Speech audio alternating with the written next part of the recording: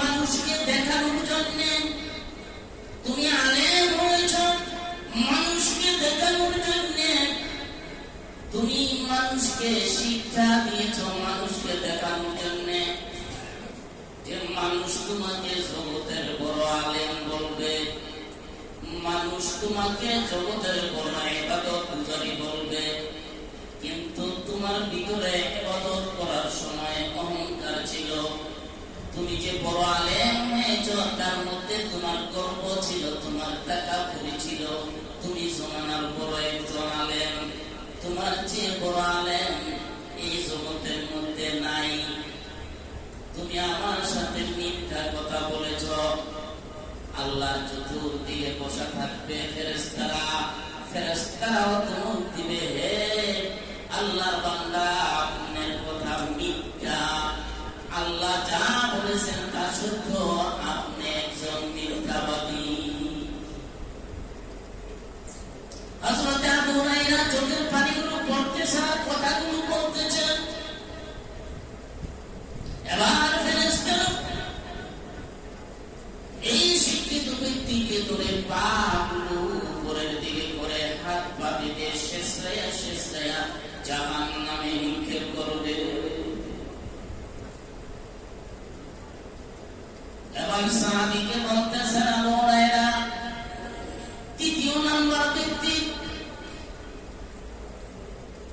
তাকে অনেক সম্পত্তি ছিলেন। আল্লাহ ডাকিয়া বলবে, হে বান্দা, দুনিয়ার মধ্যে আমি তোমাকে অনেক সম্পদ দিয়েছিলাম, টাকা পয়সা গাড়ি বাড়ি ধন সম্পদের কোনো অভাব ছিল না, তুমি এই সম্পদ কোন পথে ব্যয় করে আসছো?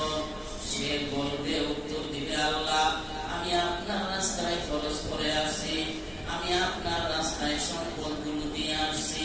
আল্লাহ বলবেন, এ সম্পদশালী, তুমি মিথ্যা কথা বলেছ, কারণ তুমি দুনিয়ার মধ্যে যে সম্পদ তোমাকে দিয়েছিলাম, তুমি আমাকে রাজি খুশি করার জন্য তুমি দাও নাই, তুমি মানুষকে দেখানোর জন্য দিয়েছ। তোমার জাকাত আইছে 50 লক্ষ টাকা, তুমি 2 লক্ষ টাকার 2 নাম্বার লুঙ্গি 2 নাম্বার শাড়ি কিনা গ্রামে দিয়েছ। এমন লোক আছে না? নাই? হ্যাঁ আছে। আপনাদের কথা কই না, অন্য এলাকায় কথা কইতেছে। তোমাকে এত সম্পদ দিয়েছি, তুমি তো ভালো কাজে ব্যয় করো নাই, মানুষকে দেখানোর জন্য তুমি এগুলো দিয়েছ। তোমাকে দানশীল বলবে, তুমি এই জন্য তুমি এগুলো করেছ। জায়গায় জায়গায় তুমি টাকা দিয়েছ তোমার নাম ঘোষণা করার জন্য। এমন দেখা গেছে ঘোষণা করার পরে বছর মসজিদের কমিটির ফুটপাত বই করে গেছে, দেখা পায় না। আছে না? নাই? এরকম ঘোষণা দিয়ে আর দেয় না, ঘুরতে ঘুরতে শেষ, ঘোষণাই শেষ। আছে না? নাই? এরকম আপনাদের কথা কই না, আপনারা রাগ করেন না, দেওয়া সমস্যা হয়ে যাবে। যারা দেন তাদের কথা বলতেছে, ভালো লোক আছে, আছে না? নাই? ওয়াদা অনুযায়ী দিয়া মসজিদে একটা দিয়া যায় অনেকে, যে আমি ওয়াদা দিচ্ছি আমার টাকা পাবো না। এই ব্যক্তি হলো ইঞ্জিনিয়ার। কি বলেন? আল্লাহ বলতে, বান্দা তোমাকে আমি সম্পদের মালিক বানিয়েছিলাম, দুনিয়ার মধ্যে তুমি তো সম্পদ সঠিক টাকায় খরচ করতে পারো নাই, চাই কিছু খরচ করেছো, তুমি গর্ব করেছো, অহংকার করেছো, টাকা চুরি করেছো, মানুষকে দেখানোর জন্য তুমি দান করেছো, তুমি মিথ্যা কথা বলেছো, ওই বদভক্ত তুমি জাহান্নামী। আবু হুরায়রা বলতেছেন, ফেরেশতারা ধইরা হাত পা গুলো বেঁধে পা গুলো করে করে টেনে টেনে শেষরায়া জাহান্নামে নিক্ষেপ করবে। 3 নাম্বার ব্যক্তি মুসলমানদের পক্ষে যুদ্ধ করে শহীদ হয়েছে, ডাক দিয়া বলবে, শহীদ কার জন্য শহীদ হয়েছ? শহীদে বলবে, আল্লাহ আপনার জন্য শহীদ হয়েছি। মিথ্যা কথা বলেছ রে বান্দা, মিথ্যা কথা বলেছ, আমাকে রাজি খুশি করার জন্য তুমি শহীদ হও নাই। তোমাকে মানুষ বীর পুরুষ বলবে, তোমাকে যুদ্ধবাজ বলবে, তোমাকে যোদ্ধা বলবে, সেটা বলবে, তোমার কৌশল বেশি এটা বলবে। তুমি এই জন্যে মুসলমানদের পক্ষ হইয়া তুমি যুদ্ধ করে শহীদ হয়েছ। তুমি আমাকে রাজি খুশি করার জন্য তুমি যুদ্ধ করো নাই, জিহাদ করো নাই, তুমি জাহান্নামী। এবার ফেরেশতারা ফেরা হাত পা বেঁধে পাগুলো পরে করে মুখটা নিচের দিকে করে শেষ রায়া জাহান্নামে নিক্ষেপ করবে। আমি আবু হুরায়রা একটা নগণ্য বান্দা, নবীর একজন সাহাবী, জানি না কিয়ামতের ময়দানে আমার ইবাদতের কি জানি গো। আবু হুরায়রার মতো সাহাবী যদি এই কথা বলে, আপনার আমার কুরবানির কি অবস্থা হবে? কেউ আপনার আমার কুরবানির কি অবস্থা হবে?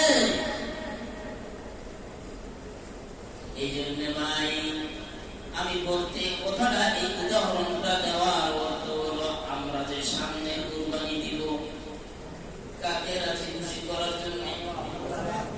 যত টাকা দিয়া করি, ভিতরে যদি একজোড়া পরিমাণ অহংকার থাকে, আপনার আমার জিন্দেগীর সমস্ত কুরবানি ছাই হয়ে যাবে।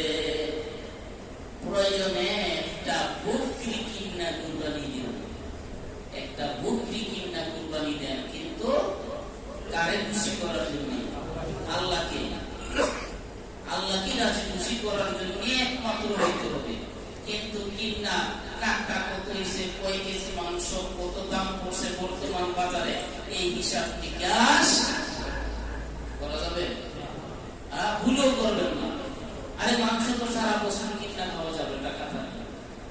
আপনি কম দামে কিনা খান, সমস্যা কি? কিছু কুরবানি কার? এটা একমাত্র কারে রাজি খুশি? আল্লাহকে রাজি খুশি করার জন্য ইসমাঈল আলাইহিস সালামের শত্রু থাকতে বনবাস দিয়েছে। এটা তো আমরা জানি সবাই। কি করে দিয়ে আসা হচ্ছে, মক্কায় কোনো কারিগর নাই। যখন বয়স 6 থেকে 8 বছর, তখন আল্লাহ অর্ডার দিয়েছে ইসমাঈলের কুরবানি দেওয়া। এর আগে কিন্তু অনেক কুরবানি হয়েছে, বা একটা সময় তো আমরা শুনছি অনেক, বড় অসুবিধা লাভ নাই, যেটা দরকার সেটা। তো 6 থেকে 8 বছর যখন, তখন অর্ডার হয়েছে, কি হয়েছে? ইসমাঈলের কুরবানি দেওয়া। কি কথা ঠিক না বেঠি? অর্ডার হয়েছে কিনা? পরীক্ষা দেখেন নিয়ম। ইসমাঈল মক্কা নগরীতে এই কয়েক বছরের ভিতরে একটা শহর হয়ে গেছে, ছোটখাটো শহর। ইব্রাহিম আলাইহিস সালাম জানে না, কারণ যখন দিয়ে আসছেন তখন মরুভূমি, যখন দিয়ে আসছেন তখন মরুভূমি, হাজেরা আর ইসমাঈল ছাড়া কেউ নাই। এখন বিভিন্ন লোকজন আসতে আসতে একটা ছোট্ট শহর হয়ে গেছে, কারণ মাঝখানে পানি, জমজম পানি। হঠাৎ করে ইব্রাহিম আলাইহিস সালাম ওই শহরের ভিতরে ঢুকে দেখে অনেকগুলো বাড়ি। এখন লোকজনদের জিজ্ঞাসা করে, ইসমাঈলদের বাড়ি কোনটা? তার বাড়ি? কারণ ইসমাঈল উদ্দেশ্য করে তো বাকি লোকগুলো, ইসমাঈল পরিচিত। ইসমাঈলদের বাড়ি কোনটা? লোকজন দেখাই দিছে, ওই যে দেখা যায় একটা ঘরেটা। এবার ঘরের সামনে যায় ডাক দিছে, ইসমাঈল। ঘরের দরজা বন্ধ, ভিতরে ইসমাঈল আর ইসমাঈলের মা হাজেরা। হাজেরা ঘরের ভিতর কাজ করে। ইসমাঈল ডাক দেওয়ার সাথে সাথে ইসমাঈল নিশা দরজা খুলছে। কইলা দেখে লম্বা একটা লোক, গায়ে লম্বা একটা জামা, মাথায় একটা পাগড়ি, এক হাতে তাসবিহ আর এক হাতে একটা লাঠি। দরজা লাগাইয়া দৌড় দিয়া ভিতরে গিয়া মাকে বলতেছে, মা গো, ও মা, বাইরে একটা লোক দেখলাম। ওই লোক দেখে সব হাকে, এটা তবে কে এটা জানি না। মা গো, ঘরের ভিতরে একটা জামা ঝুলাইনা আছে, তুমি এই জামাটা মাঝে মাঝে দেখিলার দিকে তাকাইয়া তুমি কান্দ। তবে এই জামাটার মতো এরকম একটা জামা ওই লোকটার গায়ের মধ্যে। সুবহানাল্লাহ। ও মা,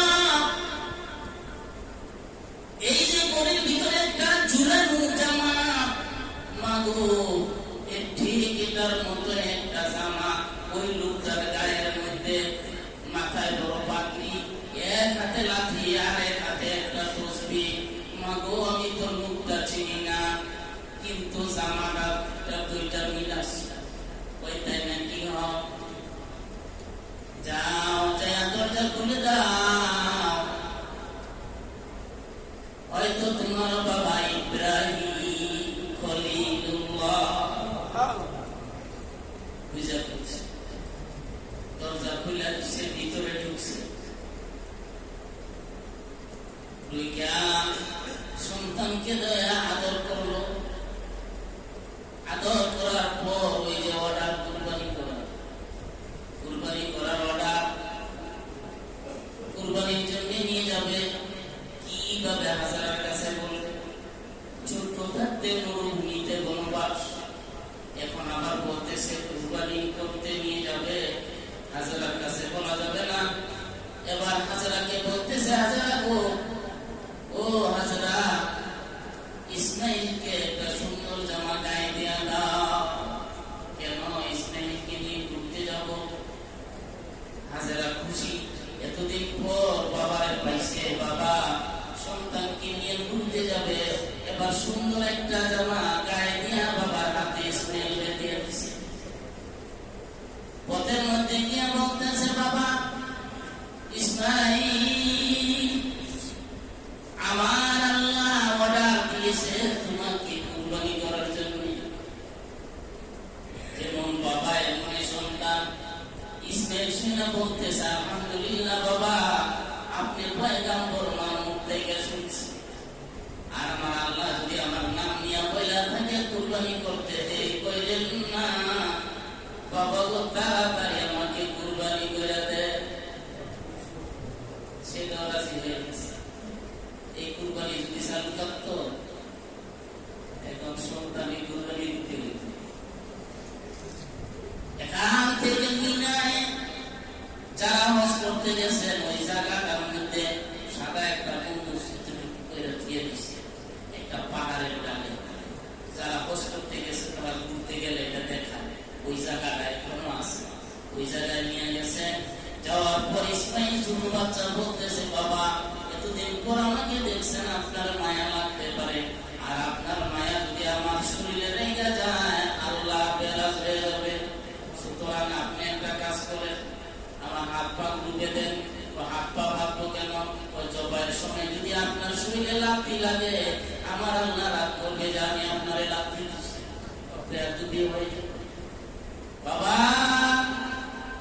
জবাই করার সময় আমার হাত পা গুলো বেঁধে নিবেন, আর আমার চোখ গুলো বেঁধে নিবেন। কেন? জবাই করার সময় যদি আপনার চোখ আমার চোখ সোজা হয়ে যায়, আপনার মায়া লাগবে জবাই করতে, আল্লাহর হুকুম পালন হবে না। সুতরাং আমার চোখগুলো বেঁধে নেন, আপনার চোখগুলো বেঁধে নিন। এবার ইসমাইল আলাইহিস সালামের হাত পা বেঁধে নিলেন, চোখগুলো বেঁধে নিলেন কাপড় দিয়া। ইব্রাহিম আলাইহিস সালাম নিজে চোখগুলো বেঁধে নিলেন। আর ইসমাইল বলতেছে, বাবা আমাকে তো জবাই করে ফেলবেন। মা এতদিন পর্যন্ত আমার দিকে তাকাইয়া আপনাকে বলেছি, আমার জামাটা খুলে আমার হাতে পড়ছে। কারণ আমার মা যখন শুনবে আমি জবাই হয়ে গেছি, আল্লাহ রাস্তায় কুরবানি হয়ে গেছি, আমার মা আমার জামাটা উঠি না পায়, আমার মা সহ্য করতে পারবে। এই জামাটা আমার মা হাতে নিয়ে দিবে, আমার মা জামাটা বুকে জড়াইয়া ভিতরে সঞ্চনা দিবে। কিন্তু আমাকে জবাই করতে যেন জররা পরিমাণ অহংকার আপনার আমার কারো মধ্যে না হয়। আল্লাহ ডাক দিয়ে বলে, জিবরাইল আমার পরীক্ষা শেষ হয়ে গেছে, কুরবানি করবে নিয়ত আমি পাইছি রে। যারা ইব্রাহিম চাকু গলার মধ্যে লাগাইয়া টান দিবে। এই মুহূর্তে জিবরাইল বলতেছে, জিবরাইল যা জান্নাত থেকে একটা তুলবা নিয়া ইসমাইলকে উঠাইয়া ইব্রাহিমের চাকুর নিচে তুলবাটা শোয়াইয়া জিবরাইল 600 পাখা দিয়া সিদরাতুল মুনতাহা থেকে একটা দিয়া জান্নাতে গেছে। জান্নাত থেকে একটা তুলবা দিয়া একটা দিয়া ইব্রাহিমের এখানে আসে চাকুর টান দিবে। এই মুহূর্তে ইব্রাহিমকে সরাইয়া ইসমাইলকে সরাইয়া তুলবাটা ইব্রাহিম আলাইহিস সালামের চাকুর নিচে দিয়া পাশে দাঁড়িয়েছে। ইব্রাহিম আলাইহিস সালাম যখন চাকু টান দিলেন গলা কাইটা গেছে, রক্ত হাতের মধ্যে লাগিয়ে গেছে। কি জবাই করছে ইব্রাহিম তো আর করতে পারে না, করতে পারে সেটা শুয়াইছে, সবাই করছে। এর আগে কিন্তু দুইবার দিছিল কাটেন না, এটা আমরা শুনছি কাটেন না, কিন্তু এবার কাইটা গেছে। এরপরে চোখ খুলছে, খুইলা দেখে চাকুর নিচে তুলবা জবাই হয়ে গেছে।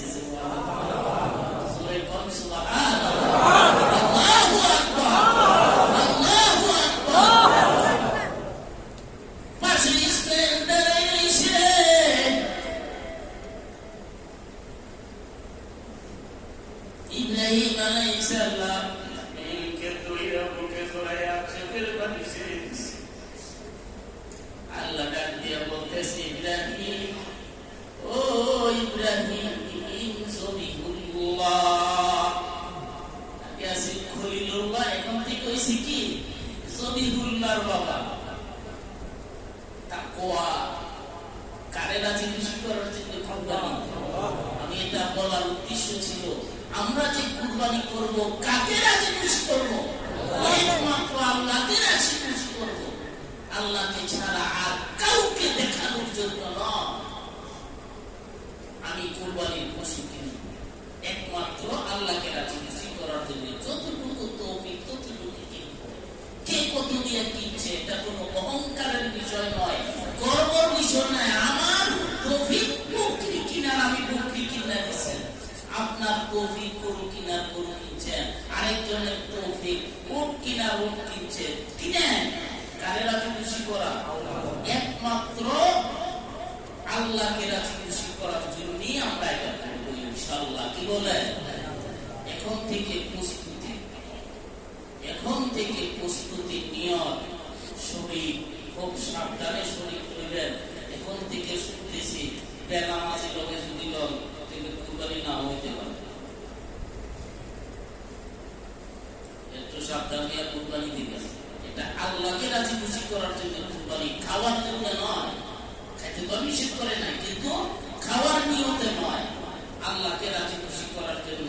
ফাসাল্লি লিরাব্বিকা ওয়ানহার, ফাসাল্লি লিরাব্বিকা ওয়ানহার। ফাসাল্লি নামাজ পড়া আল্লাহর জন্য আর কুরবানি করা। বুঝাইতে পারছি? ইনশাআল্লাহ আমরা প্রত্যেকে চেষ্টা করব আমরা এই কুরবানিটা যেন আমাদের সহি হয়, শুদ্ধ হয়। আর দ্বিতীয়ত আমরা এই জিলহজ মাসের 10 দিন পর্যন্ত যে আমলগুলো আমাদের ছিল আছে, আমরা আমলগুলো করার চেষ্টা করব। বেশি বেশি করে ইবাদত করব, জিকির, তাসবিহ, তাহলিল, কোরআন তেলাওয়াত, যে কোনো ইবাদত বেশি বেশি করব। গুনার কাজ কি বাড়াই দিব না কমাই দিব? কমাই দিব। এই 10 দিন বড় সম্মানিত সময়, সম্মানিত দিন। আল্লাহ রাসূল এই 10 দিনের খুব গুরুত্ব দিয়েছেন। আমরা প্রত্যেকেই এগুলো করব। যারা